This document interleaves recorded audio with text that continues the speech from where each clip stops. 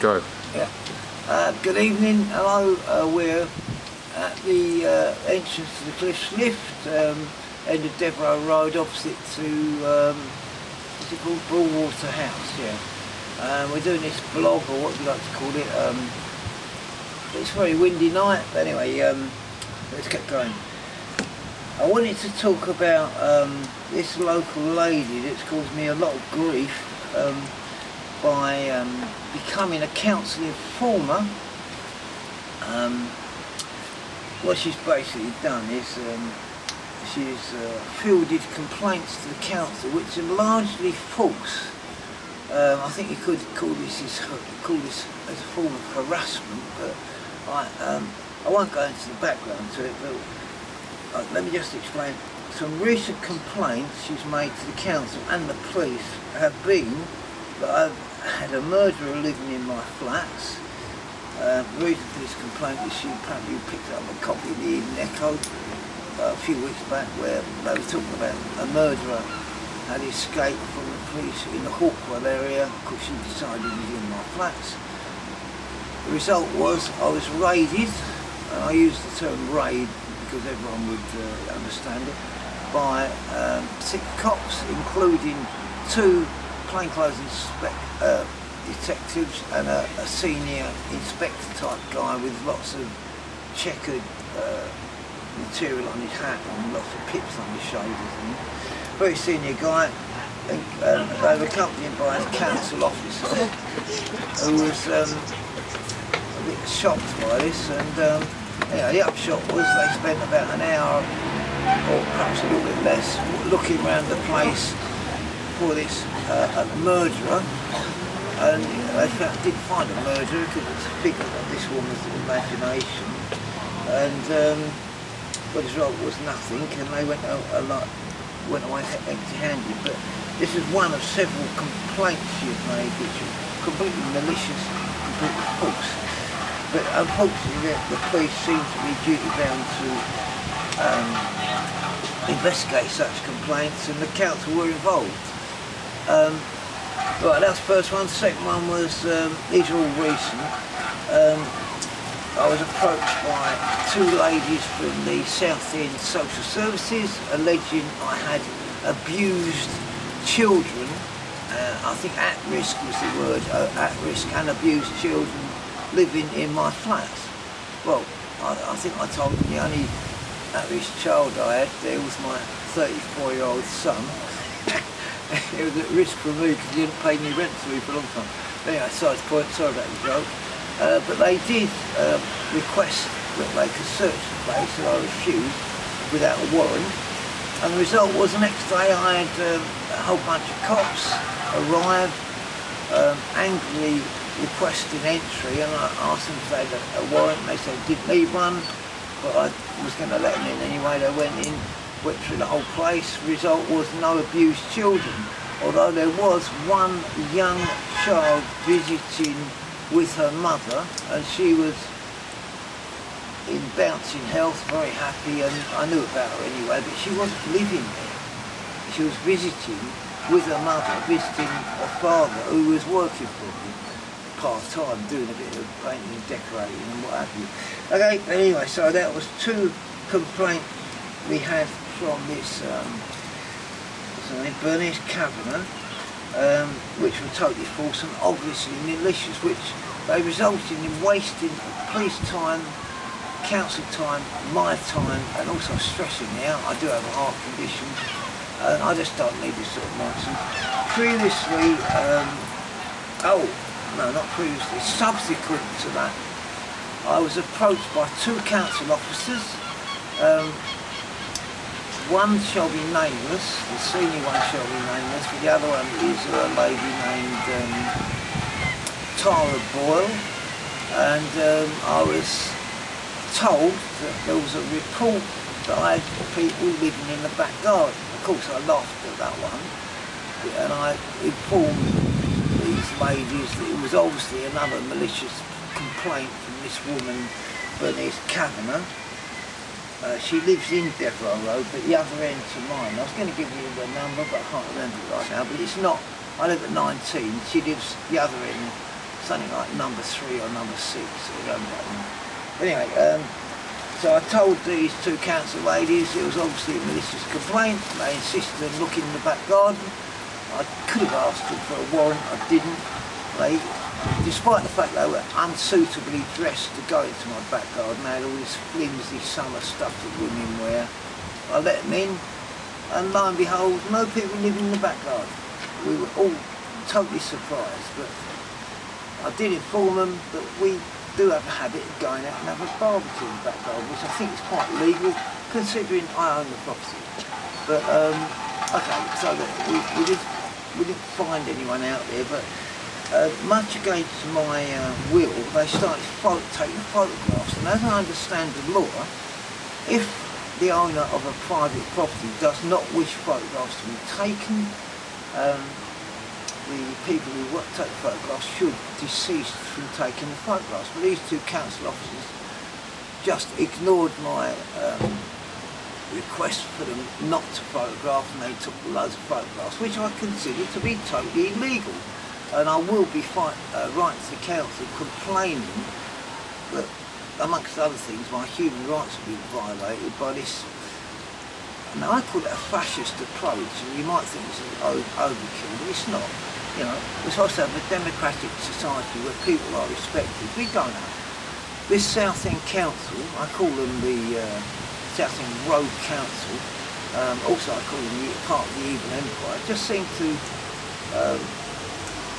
sort of bulldoze through any request you've got. I mean, we are all individual citizens and we do have rights, but you have to simply ignore them. But anyway, so going back to the topic, this Bernice Kavanagh and all ridiculous complaints. So I gave you the most recent one where these 2 ladies from the council came and had a look in the back garden for people who were living there. Well, of course nobody was living there, but all believe me. While they were there, and after they took all their photographs, which I objected to, but they ignored my objections, I was told that because I was told that I'm not going to give you the exact wording because the exact wording escapes me, but I'll give you a general idea. Because I'm taking on homeless people, I will end up in the same way as the homeless, i.e. in the gutter, which I took that as a perceived threat. I mean, they were threatening to put in the gutter, and I took it as regular bankrupt as well. And I object to that. I'm being threatened because I'm taking people in, by implication saving their lives, because people do die in the streets, and I'm going to be made bankrupt and I'm put into the gutter because of that. And I find that quite scary. I don't like the word scary, frightening, let's say. You know, what is this council trying to achieve? They obviously have no sort of intention to help the homeless. I'm helping the homeless, so they're going to put me out of business. Anyway, you want to say about the anyone out there with any legal experience? Oh yeah, okay. Yeah. Well, there's another thing.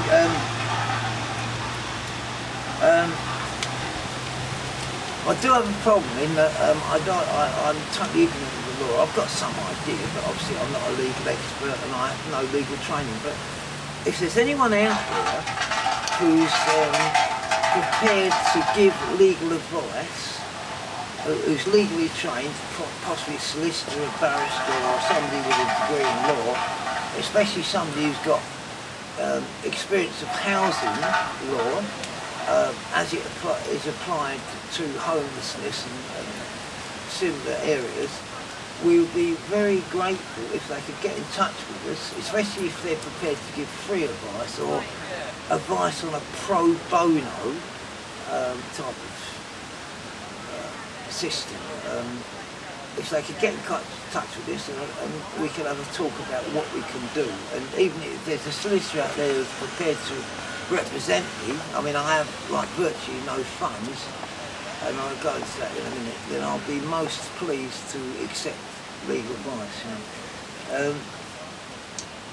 Now, I'm getting a bit off the track here, but there's, okay, we need legal advice. We need it because we need to take some action to defend ourselves, because we are being, let's say, assaulted by a council that seems to have an agenda to close me down because I'm taking homeless people. Again, I hate to bore you, but by implication saving lives, the council doesn't seem to think human lives are valuable at all. I'm very worried about human lives, and I'm very worried about the number of people who've died on the streets in recent months and years.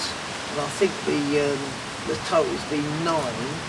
I mean, I don't keep the list of people who've died on the streets, but I think I've been informed it's currently 9. You know, we need some funding, and we don't know where without funding. I'm just going to break off for a sec, okay? Is that okay? Just break off.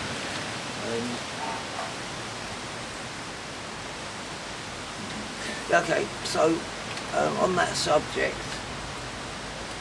due to the action of the Southend Borough Council, let me just explain. I have several people on housing benefit. The idea being that the rent is paid by the housing benefit or partially paid with a top-up. I in fact have 3 people on housing benefit, but it seems, and I'm very confused on this, that the housing benefit has not been paid, despite the fact, for some time, despite the fact that I recently had a letter that said it will be paid. I don't really understand, but I'm not receiving the housing benefit. It seems to be a part of a campaign that the council is waging to put me into bankruptcy, and obviously by implication, if I go bankrupt, these people I've taken in, homeless people, will be out on the streets and they'll be at risk of death, whatever. So what I want to do is appeal, if anyone is out there who would be prepared to donate a few pounds, it could be anything, a couple of pounds to a couple of £100 or even a couple of £1,000, I'd be highly grateful for it, because that will be put towards this current situation where I am in arrears on my mortgages because the council stopped housing benefit, which is a large part of my income, or was before they stopped it, and it would go towards paying the expenses. Like, I have 4 mortgages, obviously I've got things like tax, insurance, council tax, water, gas, electric, all those sort of things that every domestic type household has to pay. And well, since when the council sort of chopped my funding, and also decided I had to pay a lot of housing benefit back because of some sort of rules that they make up or they pull out of the ether, then obviously I went into serious arrears. I've managed to turn the situation around with 1 flat already. The 2nd flat, I've been to court and they've said, right, pay off the arrears and you'll be okay. I've started to pay them, but I haven't successfully finished it yet. I haven't been summoned for the other 2, but I'm expecting summons fairly shortly. But as I say, I'm going through this situation where the council is trying to close me down, they're trying to bankrupt me, but they are not succeeding. So any funds you could donate would help me, and at the same time help the homeless. From the point of view, these people won't lose the roof over their heads, and also the facilities I provide. So I provide more than just a roof over the head. Obviously, I'm providing fully furnished accommodation with fridges, freezers, TVs, stereos, all that stuff, and in some cases food. So, you know, it all takes money, as you know. So that's what this is basically an appeal for funding. So any money you could send would be highly gratefully received, and I suppose we'll probably send you letters of thanks. We haven't really figured it out yet because I've received them. But I'm not too sure how we would ask for the funds to be collected, but we'll figure something out later and put it on. We'll set up a Just Giving page, Bob. Yeah, it'll be on the Just Giving page of this blog sort of thing. Yeah. Okay, so that's the appeal out of the way. We've already gone on about this Bernice Kavanagh, my worst nightmare. So I should be laughing, I should be crying.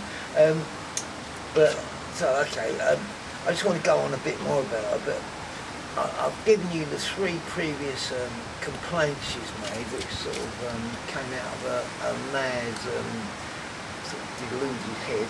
But previously she has called various, well, she actually started off some time ago calling various authorities alleging that I had, for example, illegal immigrants, overstayers, visa overstayers, etc., living in my place. I mean, this was some time ago, which resulted in a series of police raids, other visits, and ultimately my prosecution, or shall I call it persecution, by the Southend Council, also known as the Empire of Evil, or was it the Southend Road Council, whatever you like to call them. You know, ultimately resulted in my being prosecuted and receiving a £40,000 fine on trumped up and largely false charges. I mean, it's all well me saying that, but I was, after the court action, I was actually approached by a council officer, an expert on housing, who shall be nameless because I don't want to cause her problems with her job, but she actually informed me that I didn't actually have an HMO. Yet I was found guilty on several, well, I think it was actually 20 charges relating to requirements of an HMO and fined approximately £40,000 in the process. So, what do you make of this one?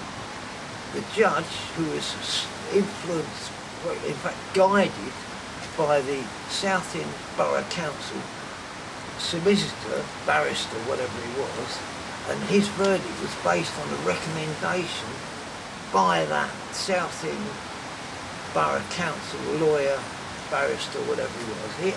That guy actually told the judge, well, it was actually a panel of magistrates, that I was guilty of having an HMO because of so-and-so law. He actually held up the law in front of this judge and advised him.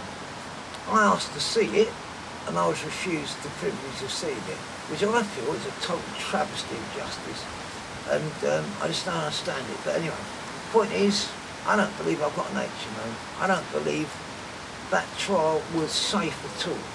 And afterwards, as I say, this officer from the Southend Council, this housing officer, and I'm not going to name her, because I've got a lot of respect and a lot of time for her, she told me, didn't have an HMO, you need to appeal this. Well, how do you appeal it when you have no money because the council's cut off all your funding anyway? You don't, do you? I mean, I'm a practical person. I am a retired engineer. You can't do stuff like that. But, well, there you go. That's basically what happened. But one of the points that came out of the trial, my property is 19 Devereux Road. There are also similar or even identical properties. These are sort of Victorian townhouses adjacent at number 21. So you've got 21, 19, 17 and 15. They're basically identical properties. In the court, I said I didn't think I'd make HMO because these adjacent properties were not defined as an HMO. And I thought that was a pretty defining point in the court, where the court would say, no, if the others are not HMOs, yours are not. But the court actually said, this is not under discussion, we're concentrating on your property. That's going to cost him his first, I think. He's like, you get first. What's happened since is, well, I've tried to bring this point out, and I've been told, no, it's going to be disgusting, I've been told the only way it will be discussed is if I write to the council. And I think that in itself proves that I don't have an HMO, and I think it proves that the fine should not have been there, and I should not have 20 criminal convictions when I've never done a criminal thing in my life. But just going back to this previous, I call it a raid by 2 council officers where they wanted to look in my back garden for people who live in it. At the end of that raid, as I said, I was threatened they were going to put me in the gutter and I was going to end up sleeping with homeless people and all that because I deserved it. I was told I'm not a suitable fit man for you. I said, why not? I'm taking him home, so I'm treating him well and all that. Oh no, they told me because I had 20 criminal convictions, I was not a suitable landlord and I could be struck off or whatever or prevented from being a landlord. And I made the point to them. I said, well, hang on. But I went to court on trumped up charges and I was found guilty of having an HMO, which I don't have, because the council officer told me I don't have it. And you're telling me I could be, I don't know, whatever, struck off. Or, the whole thing's ridiculous. You know, it's a it's a sort of self-perpetuating situation. Battery's going. Okay. The battery. Right, well, we're going to have to end it there, but okay, I think you've got everything To be continued. to be continued, mate. Thanks very much for watching. I'm signing off, Bob Crone.